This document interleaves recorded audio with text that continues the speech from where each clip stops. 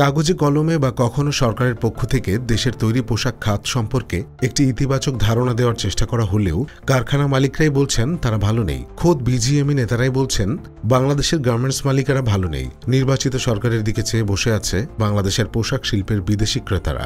বড় কারখানার ক্রেতারা হাত গুটিয়ে নিচ্ছে, তাই ছোট ফ্যাক্টরিগুলো টিকতে পারছে না। মজুরি বা বিদ্যুৎ বিল দিতে না পেরে বন্ধ করে চলে যাচ্ছেন তারা। মালিকরা বিদেশি গণমাধ্যমে সাক্ষাৎকার দিয়ে বলছেন এসব কথা। এরই মধ্যে আবার সরকার শ্রম আইন সংশোধন করে নতুন বিপদ সৃষ্টি করেছে বলেও অভিযোগ ছোট মাঝারি কারখানার মালিকদের। অনেক মালিক একান্ত আলোচনায় অনুযোগ করেন আসলে এখানে তৈরি পোশাক শিল্পের কোনো অভিভাবক নেই। বাংলাদেশে তৈরি পোশাক ও টেক্সটাইল শিল্প দীর্ঘদিন ধরে দেশের রপ্তানি আয়ের প্রধান ভিত্তি, কর্মসংস্থানের অন্যতম বড় উৎস। তথ্য বলছে বর্তমানে প্রায় 40 লাখ মানুষ সরাসরি, আরও প্রায় 2 কোটি মানুষ পরোক্ষভাবে পোশাক খাতের উপর নির্ভরশীল।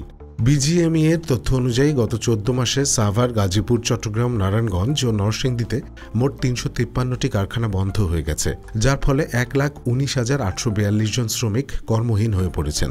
সবচেয়ে বড় ধাক্কা লেগেছে রাজধানীর পাশের বড় শিল্পাঞ্চল সাভারে, যেখানে 214টি কারখানা বন্ধ হয়েছে।